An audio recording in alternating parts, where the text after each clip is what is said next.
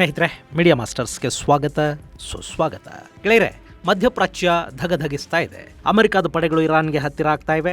ಇರಾನಿನ ಸರ್ವೋಚ್ಚ ನಾಯಕ Khamenei underground ಸೇರಾಗಿದೆ. Iran ತನ್ನ ರಾಜಧಾನಿ ಟೆಹರಾನ್ನಲ್ಲಿ ಪಬ್ಲಿಕ್ ಬೋರ್ಡ್ ಒಂದರಲ್ಲಿ ಮ್ಯೂರಲ್ ಅನ್ನು ಚಿತ್ರಿಸಿ ಅಮೆರಿಕ ನಮ್ಮ ಮೇಲೆ ದಾಳಿ ಮಾಡಿದರೆ ಅದಕ್ಕೆ ತಕ್ಕ ಉತ್ತರವನ್ನು ಕೊಡ್ತೀವಿ ಅಂತ ಹೇಳ್ತಾ ಇದೆ. ಇದೆಲ್ಲದರ ನಡುವೆ ಜನವರಿ 8 ಮತ್ತು 9ನೇ ತಾರೀಕು ನಡೆದ ದೊಡ್ಡ ನರಮೇಧದ ಬಗ್ಗೆ ಇರಾನ್ನ ಮಾಧ್ಯಮಗಳು ರಹಸ್ಯವಾಗಿ ಮಾಹಿತಿಯನ್ನು ಹೊರಹಾಕಿವೆ. ಹಾಗಾದರೆ ಏನಿದು ಇರಾನಿನ ಕಥೆ? ಅಲ್ಲಿ 8 ಮತ್ತು 9ನೇ ತಾರೀಕು 35,000 ಮಂದಿಯನ್ನ ಕೊಲ್ಲಲಾಯ್ತಾ? ಮಧ್ಯಪ್ರಾಚ್ಯದಲ್ಲಿ ಯುದ್ಧ ಅನ್ನೋದು ನಿಕ್ಕಿ ಆಗ್ತಾ ಇದೆಯಾ ಅನ್ನೋ ಬಗ್ಗೆ ಒಂದಷ್ಟು ಮಾಹಿತಿಯನ್ನ ನಾವಿಲ್ಲಿ ನೋಡೋಣ.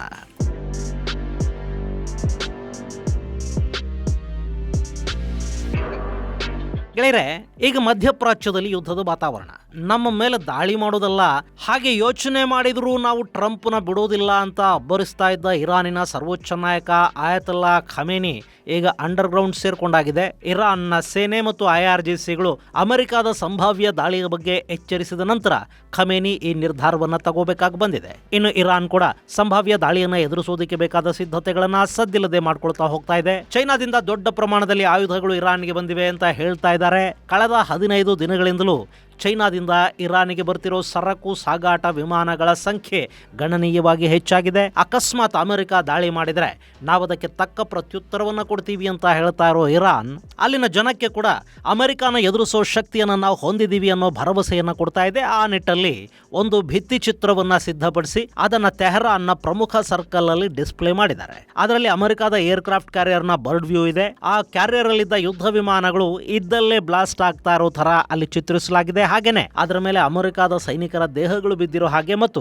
ಸಮುದ್ರದ ನೀರು ಕೆಂಪಾಗಿರೋ ಹಾಗೆ ಆ ಭಿತ್ತಿ ಚಿತ್ರವನ್ನು ಸಿದ್ಧಪಡಿಸಿದ್ದಾರೆ. ಅದನ್ನವರು USS ಅಬ್ರಹಾಂ ಲಿಂಕನ್ ಅನ್ನ ಗುರಿಯಾಗಿಸಿಕೊಂಡು ಚಿತ್ರಿಸಿದ್ದಾರೆ. ಕೆಲ ದಿನಗಳ ಹಿಂದಷ್ಟೇ ಅಮೆರಿಕದ ಅಧ್ಯಕ್ಷ ಡೊನಾಲ್ಡ್ ಟ್ರಂಪ್ ತಮ್ಮ ವಿಮಾನ ವಾಹಕ ಸ್ಟ್ರೈಕಿಂಗ್ ರೇಂಜ್ಗೆ ಬರ್ತಾ ಇದೆ, ಅದು ನಮ್ಮ ಅಣತಿಯನ್ನ ಕಾಯ್ತಾ ಇದೆ ಅಂತ ಹೇಳಿದ್ರು. ಈಗ ಅಬ್ರಹಾಂ ಲಿಂಕನ್ ಸ್ಟ್ರೈಕ್ ರೇಂಜ್ಗೆ ಬಂದಿದೆ. ಅದು ಒಮಾನ್ ತೀರದಲ್ಲಿ ನಿಂತಿದೆ. ಅಂದ್ರೆ ಸದ್ಯಕ್ಕೆ ಅಬ್ರಹಾಂ ಲಿಂಕನ್ ಇರಾನ್ ಮೇಲೆ ದಾಳಿ ನಡೆಸೋದಕ್ಕೆ ಸಾಧ್ಯವಾಗುವಷ್ಟು ಹತ್ತಿರಕ್ಕೆ ಬಂದಿದೆ. ಹೀಗಾಗಿ ಅದನ್ನು ನಾವು ಮಿಸೈಲ್ ಮೂಲಕ ನಾಶ ಮಾಡಿಬಿಡ್ತೀವಿ ಅನ್ನೋ ಎಚ್ಚರಿಕೆಯನ್ನು ಕೂಡ ಇಲ್ಲಿ ಇರಾನ್ ಕೊಡ್ತಾ ಇದೆ. ಹಾಗೆ ಅಮೆರಿಕ ನಮ್ಮ ಮೇಲೆ ದಾಳಿ ಮಾಡೋದಕ್ಕೆ ಮುಂದಾದ್ರೆ ನಾವು ಸ್ಟ್ರೈಟ್ ಆಫ್ ಹಾರ್ಮೋಸ್ ಅನ್ನ ಮುಚ್ಚಿಬಿಡ್ತೀವಿ ಅಂತ ಕೂಡ ಇರಾನ್ ಹೇಳಿಕೊಳ್ತಾ ಇದೆ. ಹಾಗೇನಾದ್ರೂ ಆದ್ರೆ ಅದು ಜಾಗತಿಕ ಆಯಿಲ್ ಕ್ರೈಸಿಸ್ಗೆ ಕಾರಣ ಆಗುತ್ತೆ. ಯಾಕೆಂದ್ರೆ ಜಗತ್ತಿನ ಒಟ್ಟು ಆಯಿಲ್ ರಿಸರ್ವ್ನ ಪೈಕಿ 50% ಆಯಿಲ್ ಡೆಪಾಸಿಟ್ ಈ ಭಾಗದಲ್ಲೇ ಇದೆ. ಇಲ್ಲಿನ Saudi Arabia, Kuwait, Iraq, Qatar, Bahrain ಅಂತ ದೇಶಗಳಿಂದ ಇದೇ ಪರ್ಷಿಯನ್ ಗಲ್ಫ್ ಮೂಲಕ ತೈಲ ಸರಬರಾಜಾಗಬೇಕು. ಪರ್ಷಿಯನ್ ಗಲ್ಫ್ ನಿಂದ ಅರಬ್ಬಿ ಸಮುದ್ರಕ್ಕೆ ಬರಬೇಕು ಅಂದ್ರೆ ಅಲ್ಲಿ ಸ್ಟ್ರೈಟ್ ಆಫ್ ಹಾರ್ಮೋಸ್ ಮೂಲಕ ಬರಬೇಕಾಗತ್ತೆ. ಇನ್ನು ಈ ಸ್ಟ್ರೈಟ್ ಆಫ್ ಹಾರ್ಮೋಸ್ ಇದೆಯಲ್ಲ, ಇದು ಇರಾನ್ ಮತ್ತು ಒಮನ್ ಭೂಪ್ರದೇಶದ ನಡುವೆ ಇದೆ. ಅದರ ಅಗಲ ಬರೀ 33 ಕಿಲೋಮೀಟರ್ಗಳಷ್ಟು ಮಾತ್ರ. ಇರಾನ್ನ ಭೂಭಾಗದಲ್ಲಿ ಫೈರ್ ಮಾಡೋದಕ್ಕೆ ಶುರು ಮಾಡಿದ್ರೂ ಕೂಡ ಈ ಭಾಗದಲ್ಲಿ ಸಂಚರಿಸುವ ಹಡಗುಗಳನ್ನ ಟಾರ್ಗೆಟ್ ಮಾಡ್ಕೊಳ್ಳೋದಕ್ಕೆ ಸಾಧ್ಯ ಆಗತ್ತೆ. ಹಾಗೆ ಅಕ್ಕಪಕ್ಕದಲ್ಲಿನ ಅಮೆರಿಕ ಬೇಸ್ಗಳನ್ನು ಕೂಡ ನಾವು ಹೊಡೆದು ಹಾಕ್ತೀವಿ ಅಂತ ಇರಾನ್ ಬೆದರಿಸ್ತಾ ಇದೆ. ಸ್ನೇಹಿತರೆ, ಇಲ್ಲಿ ನಿಮಗೊಂದು ಸಣ್ಣ ಮಾಹಿತಿಯನ್ನು ಕೊಡೋದಿದೆ. ಇದೇ ಮಾರ್ಚ್ 9ಕ್ಕೆ seven sands tourism company Kashi ಅಯೋಧ್ಯೆಗೆ ಮತ್ತೊಂದು ಟ್ರಿಪ್ ಅನ್ನು ಆಯೋಜಿಸಿದೆ. ಇದಕ್ಕಾಗಿ ಅವರೊಂದು ಬೆಸ್ಟ್ ಆಫರ್ ಪ್ರೈಸ್ ಅನ್ನು ಕೊಡ್ತಾ ಇದ್ದಾರೆ. 33,500 ರೂಪಾಯಿಗೆ ಕಾಶಿ ಅಯೋಧ್ಯೆ ತ್ರಿವೇಣಿ ಸಂಗಮಕ್ಕೆ ಕರ್ಕೊಂಡು ಹೋಗ್ತಾರೆ. ಇದು 3 ರಾತ್ರಿಗಳು ಹಾಗೂ 4 ದಿನಗಳ ಟ್ರಿಪ್ ಆಗಿರುತ್ತೆ. ಈ ಪ್ಯಾಕೇಜ್ ಅಲ್ಲಿ ಫ್ಲೈಟ್ ಟಿಕೆಟ್ಸ್ ಇರುತ್ತೆ, 3 ಸ್ಟಾರ್ ಹೋಟೆಲಲ್ಲಿ ಸ್ಟೇ ಇರುತ್ತೆ, ಊಟ ತಿಂಡಿ ಪ್ರತಿಯೊಂದನ್ನು ವ್ಯವಸ್ಥೆ ಮಾಡ್ತಾರೆ. ಹಾಗೆ ಸುಖವಾಗಿ ನಿಮಗೆ ದೇವರ ದರ್ಶನ ಆಗುತ್ತೆ. AC ಟ್ರಾನ್ಸ್ಪೋರ್ಟ್ ವ್ಯವಸ್ಥೆ ಇರುತ್ತೆ. ಬೋಟಿಂಗ್ ಮತ್ತು ಆಟೋ ಚಾರ್ಜಸ್ ಅನ್ನು ಕೂಡ ಅವರೇ ನೋಡ್ಕೋತಾರೆ. ಜೊತೆಗೆ 24x7 ಟೂರ್ ಮ್ಯಾನೇಜರ್ ಅಸಿಸ್ಟೆನ್ಸ್ ಅನ್ನ ನಿಮಗೆ ಕೊಡಲಾಗುತ್ತೆ. ಹಿರಿಯ ನಾಗರಿಕರ ಬಗ್ಗೆ ವಿಶೇಷ ಕಾಳಜಿಯನ್ನು ಕೂಡ ತಗೊಳ್ಳಲಾಗುತ್ತೆ. ಹೊರಡೋ ದಿನ ಮಾರ್ಚ್ 9. ಕೆಲವು ಸೀಟುಗಳು ಲಭ್ಯ ಇವೆ. ಆಸಕ್ತರು 7022848666 702228486666 ನಂಬರ್ಗೆ ಕಾಲ್ ಮಾಡಿ ನಿಮ್ಮ ಸೀಟನ್ನು ಕನ್ಫರ್ಮ್ ಮಾಡ್ಕೊಳ್ಳಿ.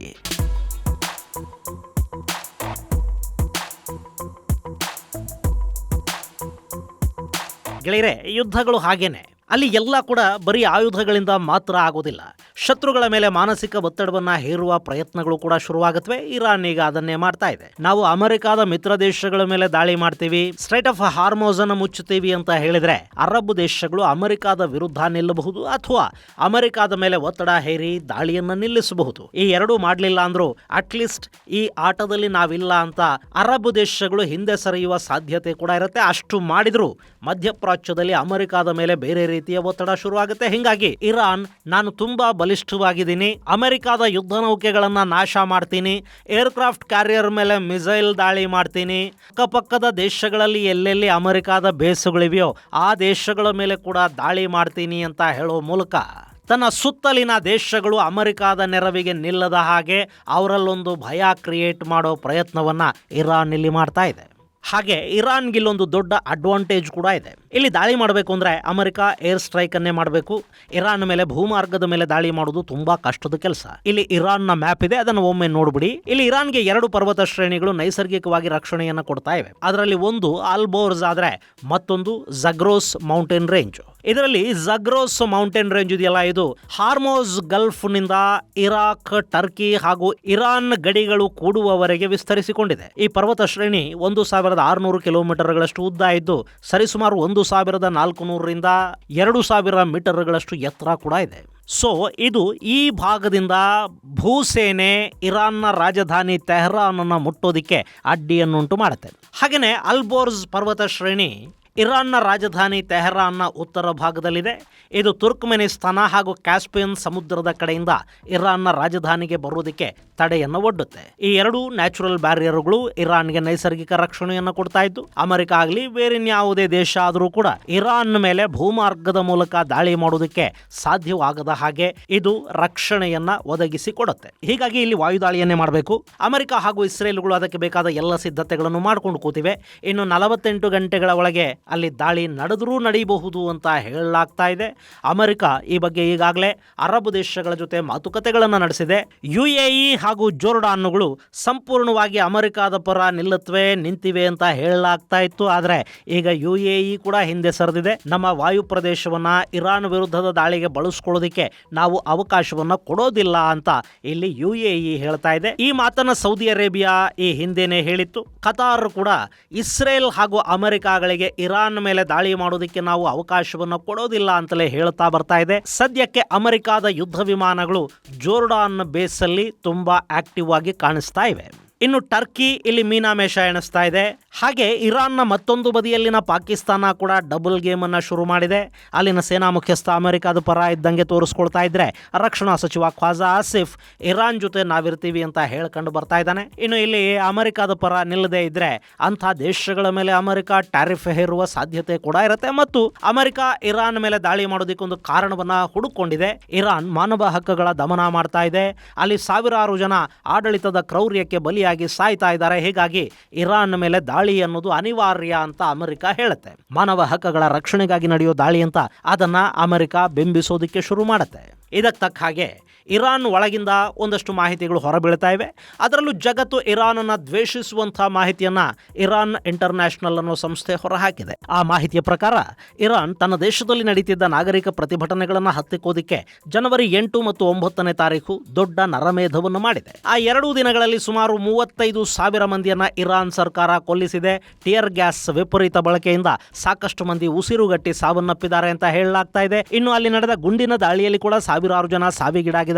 ಅಲ್ಲಿನ ರಸ್ತೆಯೊಂದರಲ್ಲಿ ಚೀಲಗಳಲ್ಲಿ ತುಂಬಿದ್ದ ಹೆಣಗಳ ವಿಡಿಯೋಗಳು ಎಕ್ಸ್ ಖಾತೆಯಲ್ಲಿ ಓಡಾಡ್ತಾ ಇವೆ. ಇದು ಇರಾನ್ನ ಇತಿಹಾಸದಲ್ಲೇ ಅತಿ ದೊಡ್ಡ ನರಮೇಧವಾಗಿದ್ದು, ಖಮೇನಿ ತಮ್ಮ ಅಧಿಕಾರವನ್ನು ಉಳಿಸ್ಕೊಳ್ಳೋದಕ್ಕಾಗಿ ತಮ್ಮದೇ ಜನರನ್ನ ಕೊಲ್ತಿದ್ದಾರೆ ಅಂತ ಇರಾನ್ ಇಂಟರ್ನ್ಯಾಷನಲ್ ಹೇಳ್ತಾ ಇದೆ.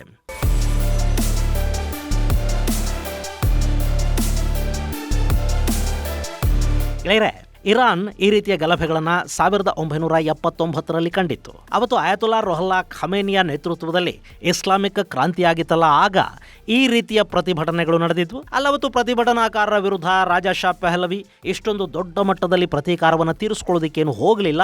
ಅವತ್ತು ಪೆಹ್ಲವಿ ದೇಶ ಬಿಟ್ಟು ಅಮೆರಿಕಾಗೆ ಹೋಗ್ಬಿಟ್ರು. ಆದರೆ ಖಮೇನಿ ಅಷ್ಟೊಂದು ಸುಲಭವಾಗಿ ಅಧಿಕಾರವನ್ನು ಬಿಟ್ಟುಕೊಡೋದಕ್ಕೆ ಸಿದ್ಧ ಇಲ್ಲ. ಜೊತೆಗೆ ಅಲ್ಲಿ IRGC ಅನ್ನೋ ಬಲಿಷ್ಠ ಪಡೆ ಇದೆ. ಹೀಗಾಗಿ ಏನಾದರೂ ಮಾಡಿ ಪ್ರತಿಭಟನಾಕಾರರನ್ನ ಮಟ್ಟ ಹಾಕೋದಿಕ್ಕೆ ಇರಾನ್ನ ಆಡಳಿತ ಅತ್ಯಂತ ಕಠಿಣ ಕ್ರಮಗಳನ್ನು ಕೈಗೊಳ್ಳುತ್ತಾ ಹೋಗ್ತಾ ಇದೆ ಅನ್ನೋ ಮಾಹಿತಿಯನ್ನು ಕೂಡ ಇರಾನ್ ಇಂಟರ್ನ್ಯಾಷನಲ್ ಹೊರಹಾಕ್ತಾ ಇದೆ.